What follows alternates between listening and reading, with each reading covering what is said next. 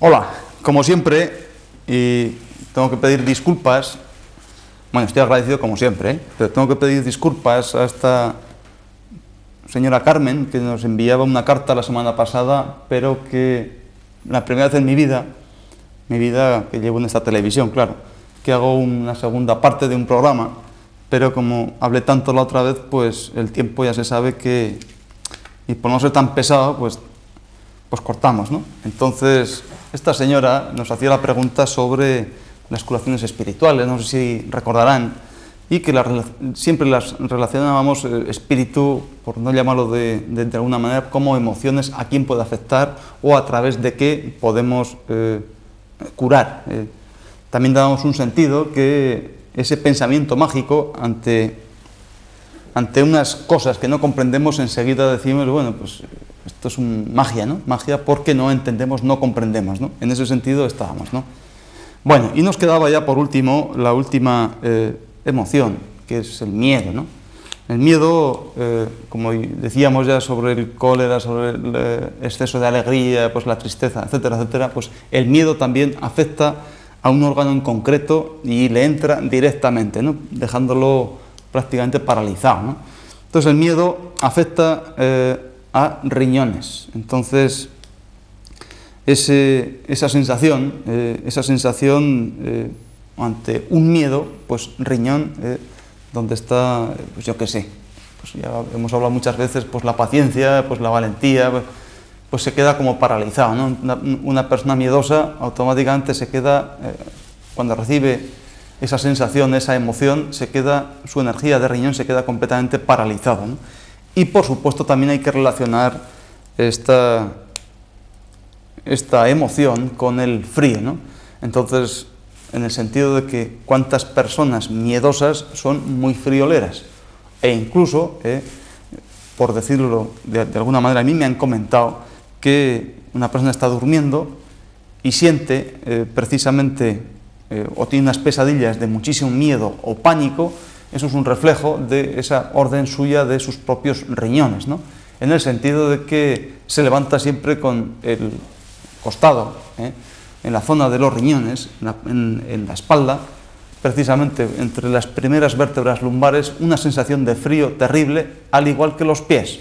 Entonces es curioso que, bueno, después cuando me lo han comentado, yo se lo he dicho, digo, mira, tú lo que puedes hacer es que cuando te pase esto, pues ponte una buena bolsa de agua caliente en los riñones y otra en los pies, y ya verás tú cómo esa sensación, esos sueños tan malos, de tantísimo miedo, pues desaparecen y te quedas dormido enseguida, ¿no? En ese sentido, pues ya podemos ir relacionando, ¿no?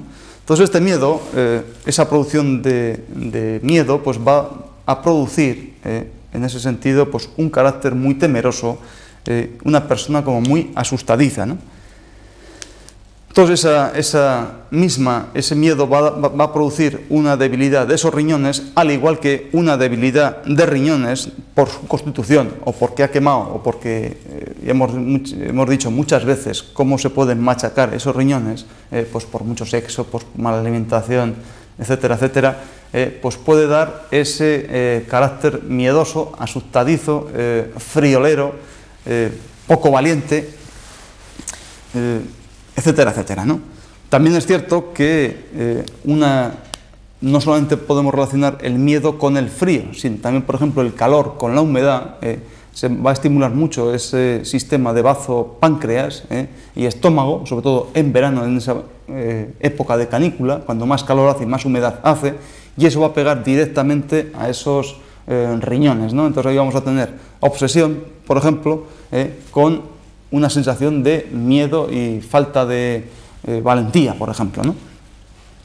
Entonces, claro, pero esta sensación, pues la podemos, bueno, pues hoy en día parece ser que, bueno, yo tengo que decir que con una sensación de miedo o una emoción de miedo es precisamente con lo que se puede manipular perfectamente a un pueblo, ¿no? Entonces ya sabemos, ¿no? A mí si me tienen acojonado, pues me tienen controlado, ¿no?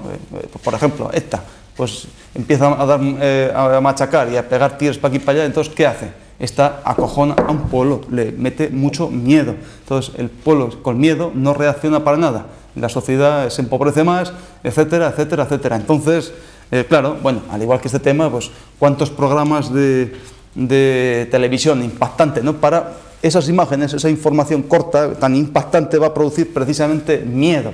Entonces, claro, durante 15 o 20 segundos tenemos esas imágenes, nos produce miedo y después nos meten un anuncio de una margarina cualquiera o de una chorrada cualquiera para vendernos una sartén, ¿no? Entonces, están jugando precisamente esas imágenes rápidas y como compulsivas, precisamente para tener controladito a todo el pueblo, precisamente a todas las personas que enchufamos de una manera u otra la caja tonta. Esta también, todos son cajas tontas, pero en el sentido para precisamente controlar, ¿no?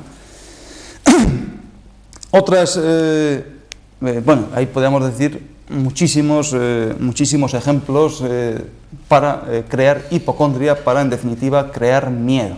Entonces, precisamente al miedo, ¿cómo se le controla? Precisamente, una persona que es miedosa, o tiene un carácter así como muy entregadillo, pues, no sé, temerosa, pues asustadiza, precisamente cuando empieza a pensar sobre ese miedo, sobre esa emoción, cuando empieza a pensar, entender y comprender las cosas, es cuando se le va esa sensación de miedo. Quiero decir con esto que para miedo siempre tenemos que poner otra emoción, otra cualidad, que también la tiene el ser humano o cada individuo, por muy tonto que sea, pues la tiene. Lo que pasa que quizá en ese sentido hay que enseñarle para que pierda su miedo y sea por lo menos libre, ¿no? Y pueda trabajar y dar su parte o su servicio a la gente que le rodea, ¿no? Entonces, una buena forma de defender al pueblo, o que el pueblo se defienda, o que yo me defienda, es intentar entender y comprender las cosas cada día mejor para, yo sin miedo, ya soy más valiente, ya tengo más decisión y puedo hacer las cosas mejor, ¿no? Entonces, yo siempre intento recordar, cuando leo algo, pues me gusta hacerle partícipes a ustedes, y yo se lo comentaba ya hace año y pico, pero es una cosa que me encantó cuando la leí. Es un libro, y no estoy haciendo ningún tipo ni de publicidad ni chorradas de esas, porque a mí no, bueno, aquí no es el tema, ¿no? Entonces, yo les comentaba una vez que hay un autor, se llama Umberto Eco, que, bueno, en mis manos cayeron dos libros, que era El nombre de la rosa y El péndulo de Foucault, ¿no? Entonces, esta persona, por supuesto, que muy inteligente, entonces, bueno, muy inteligente, por supuesto, es capaz de escribir un libro, pues ya, y encima un libro bueno, que hay que pensar mucho y coger muchas frases y muchísimo sentido. Decía grandes cosas que, aunque no las podía explicar por medios de acupuntura, quizá medicina natural sí que las entiende en ese sentido, ¿no? Entonces yo les comentaba como en aquella época medieval, donde las jerarquías estaban tan sumamente definidas, y no había tanta mezcla. Entonces estaba el poder de los nobles, estaba el poder de la iglesia, y luego estaba el pueblo, ¿no? Entonces al pueblo, sobre todo había que tenerlo acojonado. Entonces un pueblo acojonado se le manipula como le da la gana, por parte de la nobleza, por parte de la iglesia, por parte de la secta, o cualquier chino, cualquier cosa, ¿no? O sea, cualquiera puede manipular en ese sentido, ¿no? Entonces, todo el libro, incluso también se hizo una película, creo, o dos películas, ya no recuerdo bien, pues estaba jugando precisamente con la energía del pueblo, precisamente, como te lo diría rápidamente, ¿no?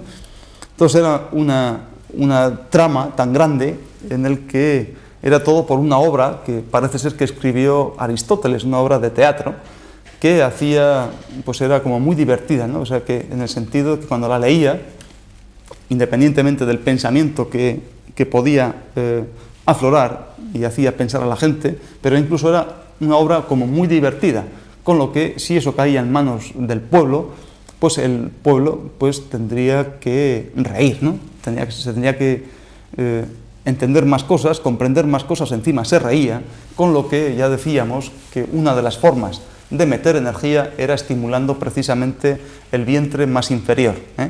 Entonces, cuando nosotros reímos a carcajada o una sonrisa, aparte de que estimulamos esta baja más energía, por ese meridiano positivo, hacia vientre precisamente, cuando reímos, pues lógicamente estamos haciéndonos más fuerte, ¿no? Es decir, en el sentido precisamente por vejiga y por riñones, porque estamos, a ver si probamos un poco, ¿no?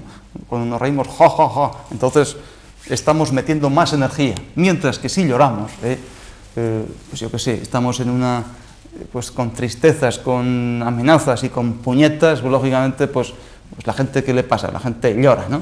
Entonces la gente llora, al llorar, lo que hacemos es lo contrario, que sacamos energía, estamos más débil, riñón y vejiga se queda más miedosa, más alterada, y entonces lo que esa persona es un guiñapo, ya se puede controlar perfectamente bien, porque ha llorado, ha quitado su energía más vital, más profunda, ¿no?